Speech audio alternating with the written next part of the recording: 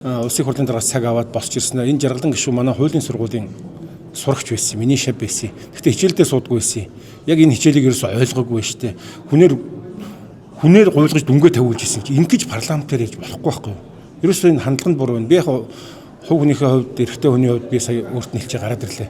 Чи Монгол улсын парламентээр ийм ярьж болохгүй. Хувь хүн рүү дайрсан. Би чамд эр хүний чинь хувьд, хувь хүний чинь хувьд хэллээ гэж сая гараад ирж байгаа байхгүй юу? Энэ бол улсын хурлда ерөнхийлөгчийн тамгын газраас харьцаж байгаа хандлагын илэрлэж бодож байна. Нөгөө талаасаа өмнөх 7 хоног би тэр хурал дээр нь байгаагүй л дээ. Ерөнхий сайдтай харьцаж байгаа ерөнхийлөгчийн тамгын газрын юг би сошиалс харсан. Тэгэхээр ингээд улсын хурал дээр ингээд хуулиа оруулж ирж байгаа энэ ажлын хэсэг болоод ерөнхийлөгчийн тамгын газрын зөвлөхүүдийн энэ хандлага нь өөрөө энэ хуулиа улсын хурал дээр унах юм байна гэсэн хувь хүний бодол төрж байна. Нөгөө талаасаа нэг юм монгол үг гэдэг юм.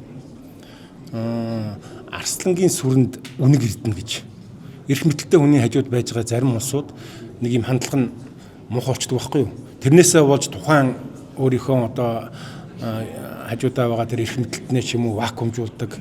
Эсвэл тэр тухайн хүнийхээ явуулж байгаа бодлогыг унахчихдаг. Үүний нэг жишээ бол одоо чинь туулгал байхгүй юу? Туулгалын асуудал биш үү? Яг үнэндээ туулгалын төвжирэл тэр юуг бол дэмжиж байгаа боловч тэр төсөв төртөг, тий туулын төсөв төртөг.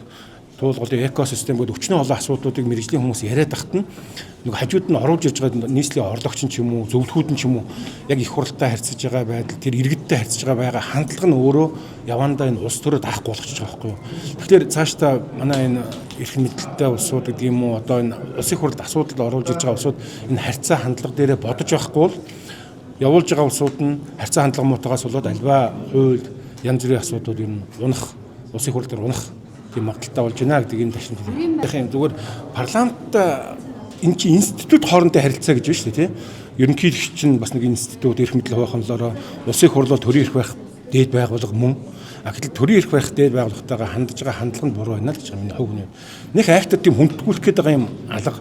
Гэхдээ нэг жоохон тийм бас нэг харилцаа биш тийм чинь. Одоо эн чинь ер нь явж нэг хэлэхэд одоо энэ өргөн барьсан хууль чинь гурван институтын хооронд ясайсан хууль болж хурах нь биш үү? Өөр миний хувь гишүүний бодол шүү. Манай бүлгийн байр суурь биш. Улсын хурл, ерөнхийлөгч, үндсэн хуулийн цэс гэсэн гурвын хооронд. Ер нь цаашдаа энэ чинь үндсэн хуулийн тэр 25-ын 18 эрх байгаа. Улсын хурлын онцгой бүр эрх. Улсын хурлын тухай хуулийн 4-ийн 1. 4 тэр чигээр улсын хурлын бие даасан байдлын тухай заалт байхгүй.